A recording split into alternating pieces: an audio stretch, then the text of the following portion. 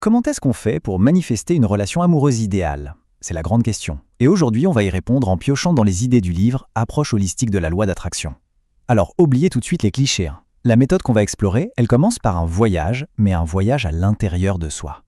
Allez, on plonge direct dans le vif du sujet. Et si on arrêtait de chercher l'amour partout comme si c'était des clés qu'on avait perdues? La perspective qu'on explore aujourd'hui est radicalement différente. L'amour authentique, eh bien, ça ne se trouve pas par hasard. Ça se construit, ça se manifeste. C'est un processus super actif, bien loin de l'attente passive.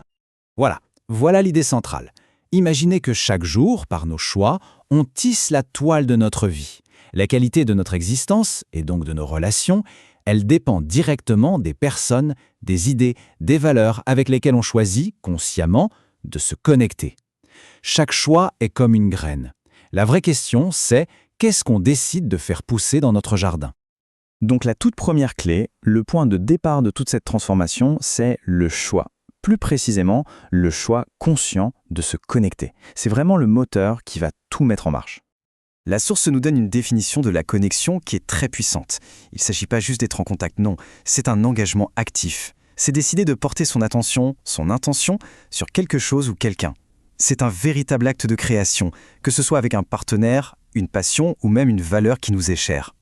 Et ça met le doigt sur un obstacle immense. On se crée souvent nos propres règles basées sur la peur. Vous savez, le fameux « Ah non, je peux pas lui parler, c'est trop risqué, ça c'est pas pour moi ». Ce que l'auteur nous dit, c'est que ces barrières qu'on s'impose nous empêchent de créer les connexions qu'au fond on désire vraiment. Pour manifester l'amour, la première étape, c'est de se libérer de ces chaînes invisibles. Maintenant, passons aux fondations. Parce que, c'est logique, avant de construire un pont vers l'autre, il faut être sûr que le sol sur lequel on se tient est bien stable. Et ce sol, c'est la relation la plus importante de toutes, celle qu'on a avec soi-même.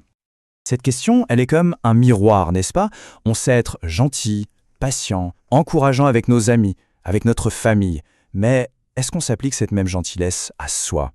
L'idée ici, c'est que c'est souvent là que le bas blesse. Et c'est un point de départ absolument crucial pour attirer une relation saine. Et là, on a du concret. 5 pratiques, 5 actions pour cultiver cette bienveillance. D'abord, être patient avec soi face aux difficultés.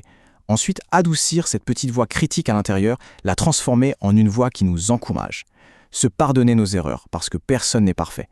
S'accorder du vrai temps pour soi, pour se ressourcer. Et enfin, écouter les signaux que notre corps et notre intuition nous envoient. Ce sont de véritables piliers pour construire une base solide. Bon, une fois qu'on a cette base bien solide, on peut commencer à construire un pont. Un pont entre notre monde intérieur et nos relations à l'extérieur. C'est l'étape du partage.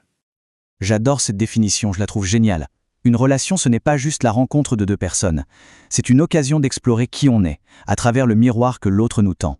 L'autre nous révèle des parties de nous-mêmes, nous challenge, nous fait grandir. La relation devient en fait un incroyable voyage de découverte de soi. Et donc, le point crucial, il est là. Notre capacité à aimer vraiment quelqu'un d'autre est directement liée à notre capacité à nous aimer nous-mêmes. Ce n'est pas du tout un concept abstrait, c'est presque mécanique. Plus la connexion avec soi est forte, plus la connexion avec l'autre a le potentiel de l'être aussi.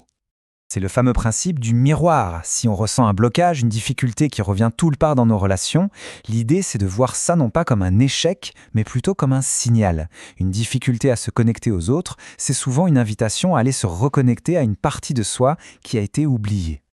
Ok, on a la base, on a le pont, maintenant il est temps de passer à l'action. Comment est-ce qu'on transforme toute cette préparation intérieure en de vraies connexions authentiques avec les autres? La réponse, elle tient en un mot. Communication.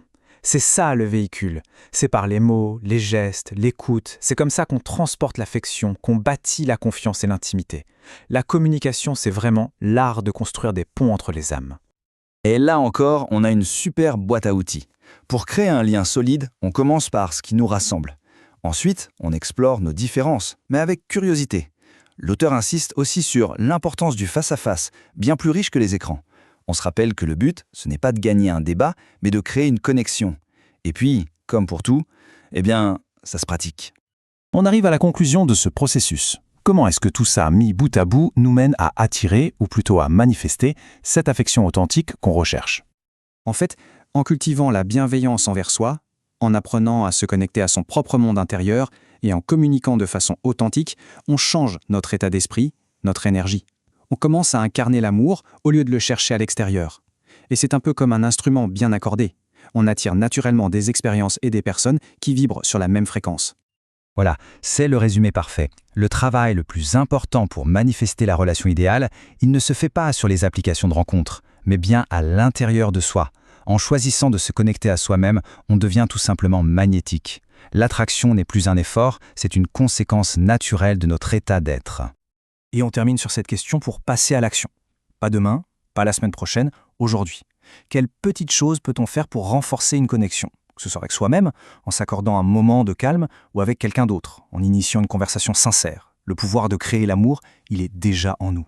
Si tu as apprécié ce contenu, mets un j'aime sur cette vidéo et partage ton point de vue en commentaire. Ton avis peut être utile à quelqu'un d'autre. Et puisque tu n'es pas ici par hasard, j'aimerais t'offrir une ressource pour t'aider à manifester l'abondance dans ta vie. Tu trouveras le lien dans le premier commentaire épinglé. Mais juste avant de nous quitter, pense bien à t'abonner à la chaîne pour recevoir chaque semaine de nouvelles clés de conscience.